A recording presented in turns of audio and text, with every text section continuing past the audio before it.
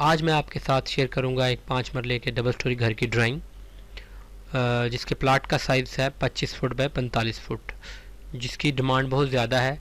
आपको पता है 5 मरले के घर की ड्राइंग जो है वो बहुत ज़्यादा डिमांड की जाती है, तो इसलिए मैं आपके सामने एक बड़ी ही ज़बरदस्त तरीके से डिज़ाइन हुआ एक ड्राइंग लेके आया हूँ।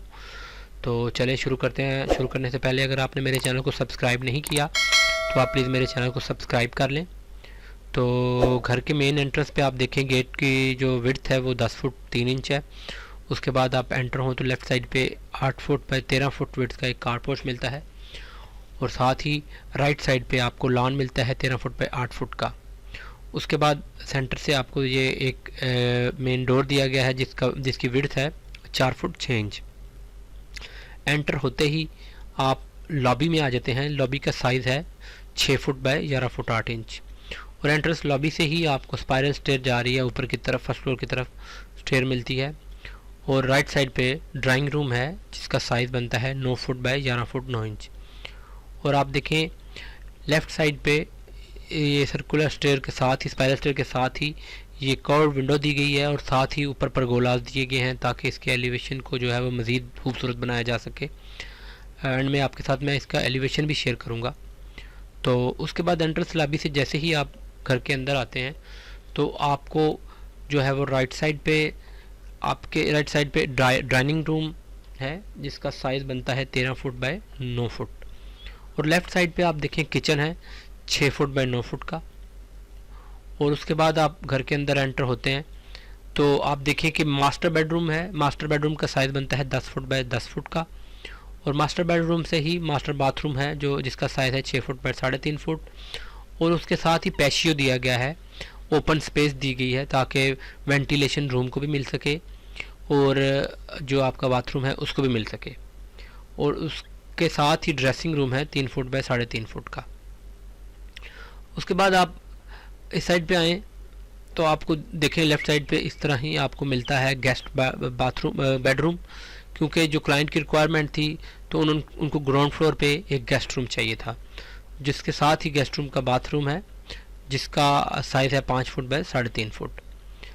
और उसके साथ 4 फुट की गली छोड़ी गई है, और गली के साथ ही ऊपर स्टेयर जा रही हैं क्योंकि सर्वेंट रूम की भी रिक्वायरमेंट थी। तो अगर इसको कि आपको डिटेल चाहिए, डिटेल ड्राइंग्स चाहिए, सेक्शन चाहिए, एलिवेशन चाहिए, या जो भी आपकी रिक्वायरमेंट हो तो आप प्लीज़ कमेंट करें, मैं वो भी आपको साथ शेयर करूँगा। उसके बाद आप फर्स्ट फ्लोर पे जब आप आते हैं तो फर्स्ट फ्लोर पे आते ही आप देखें अगेन लॉबी से किड्स बेडरूम है जिसका साइज़ बनता है 9 फुट बाय 11 फुट 9 इंच।